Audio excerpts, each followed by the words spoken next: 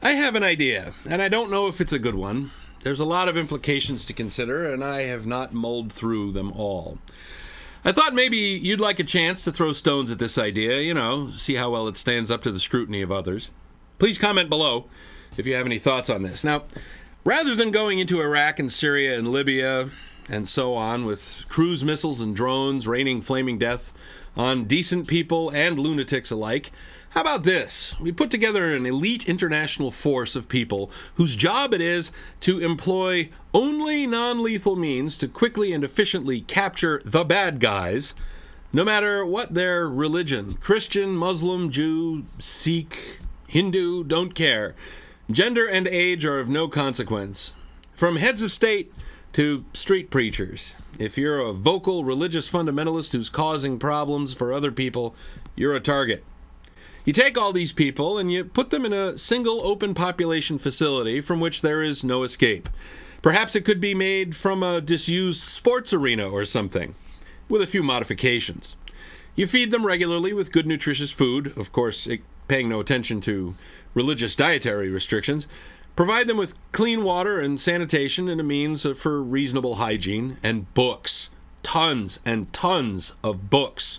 And if they burn the books or in some other way damage or destroy them, just keep sending in more books. Books on science, philosophy, medicine, physiology, the care, feeding, and maintenance of hedgehogs, almost anything.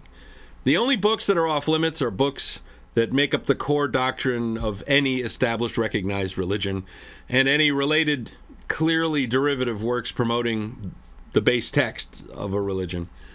And any books that promote pseudoscientific woo, such as the works of Deepak Chopra. First of all, the Jews, the Christians, and the Muslims are all going to have to find a way to cooperate or compete for resources, space, bathroom time, etc. Now, the way I understand Darwin, he suggests that the most aggressive among these will be the ones who succeed, and the meekest among them will be the ones at a disadvantage. But what if you had constant surveillance and swift, summary, non-lethal, but remarkably uncomfortable and incapacitating punishment for violators of the rules?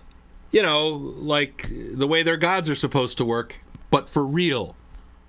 And you don't even have to tell them what the rules are. They'll figure it the fuck out in a hurry. See, if you did this in a modern sports stadium, you'd already be at a tremendous advantage because those places are built to be surveilled. Second, with all of their basic needs covered, food, shelter, sanitation, etc., they're going to have some free time on their hands. Now, surely, some of the most disgruntled will use that time to sharpen toothbrush handles for stabbing of rivals. Well, they're being watched, and either the sharpening or the stabbing will bring on the "ow, ow, ow, I can't move!" I'm sure some will formulate escape plans, more of the same. Some, possibly many, will use the time to read books. They're the ones who get favor from above.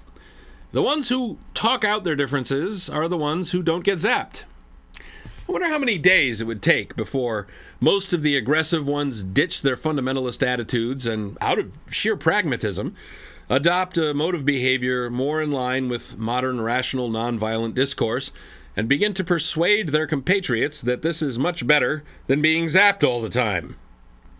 Part of the problem with going up against people who believe there are rewards in the afterlife for those who die for the cause is that the thought or anticipation of death in fighting for the cause instills no negative emotion, except possibly when one is at death's door, the deed is done, and nothing can be done to undo it. This in microcosm is the way evolution deals with the older members of a population. Once you're done breeding and raising your young, it doesn't matter one whit what happens to you. Your organs can all move around and change function and grow tumors and spray juices and all over the place. Your evolutionary function is served, and now you're just a competitor for resources. If you're a suicide bomber and you've successfully set off your bomb and then have a moment of clarity just before you die, that does no one any good. The trick is to have the moment of clarity before you strap on the vest. The facility previously described would remove people with a demonstrated tendency to make life miserable for other people based on superstitious nonsense from the normal, free, marginally sensible population and isolate them together such that they have to work it out and actually suffer consequences in this world for being an asshole. And just for a little added benefit for the rest of us, this facility could be set up in a country that's recently hosted the Olympics or the World Cup and now has a bunch of expensive, unused sports venues just rotting away. These countries could recoup some, possibly all, of those expenses by operating these detention facilities as a paid service to the other nations of the world. I mean, really, what's the alternative? A couple choices come to mind pretty quickly. First, the aforementioned raining flaming death from the sky model, which we've been doing for about 25 years and hasn't really seemed to pacify the disgruntled religious types. The collective attitude of the religious extremists seems to echo a motto that Jay Leno used when he shilled for Doritos. Crunch all you want, we'll make more. Second, just pulling out of the Middle East completely. No humanitarian aid, no military aid or intervention, no commerce, nothing. Sure, we'd have to work a little magic to achieve energy independence, but we have to do that anyway. And with the money that we'd save by not maintaining military forces in the Middle East, we could probably do that with little or no additional expenditure. The problem with this model is twofold. First, it does nothing to contain the problem where it is.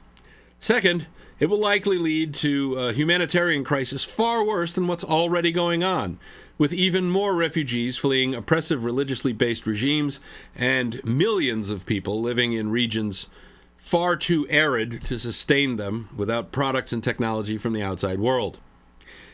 If centuries of war have any lesson to teach us, I think a big one, possibly the biggest one, is this.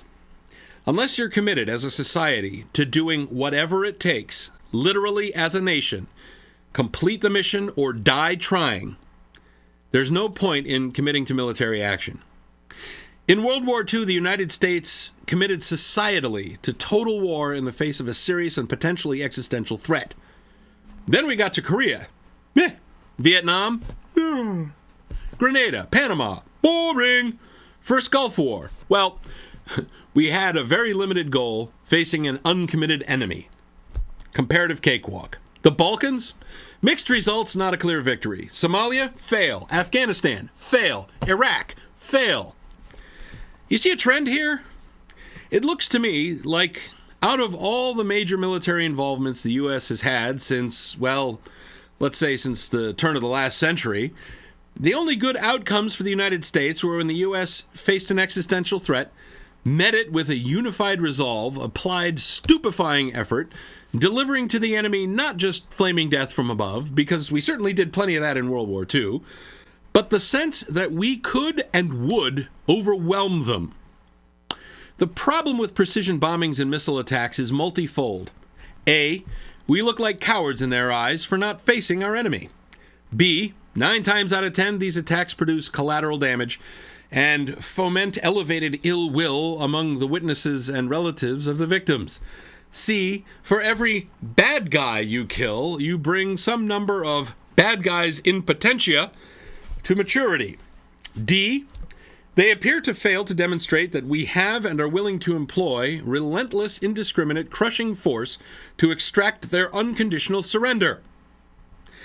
The pattern I see in our military adventurism in Afghanistan and Iraq seems to line up pretty well with the American Revolution. Think about it. We're the redcoats, all sophisticated with our uniforms and fancy modern weapons and regimented movements and bases and softened by our trucks and camelbacks. And the locals are us from 240 years ago. They're shooting from behind rocks and buildings. They don't really conform to our rules of engagement. They know the land and the people, and they're defending their homes. They have a lot more skin in the game than we do. I seem to have wandered off topic a little. Maybe I should wrap this up. I remain unconvinced that U.S. military involvement in Syria or directly on the ground against ISIS will produce any better results than we've seen in Iraq and Afghanistan. I think another strategy is in order for dealing with the threats posed by the various factions in the Middle East. Winning hearts and minds is laudable in theory, but hoping to achieve this end through so-called limited war, especially given the track record of limited war, is the very definition of insanity. It is half measures and appears to achieve nothing positive. Further, I don't think we have the political will within the United States or among our allies for total war. We face a no-win scenario. We are playing out the Kobayashi Maru right now. Maybe after 2 failed attempts, the time has come to change the conditions of the test. Right now, we're just throwing money and lives down the garbage disposal of history, and it's a damn shame.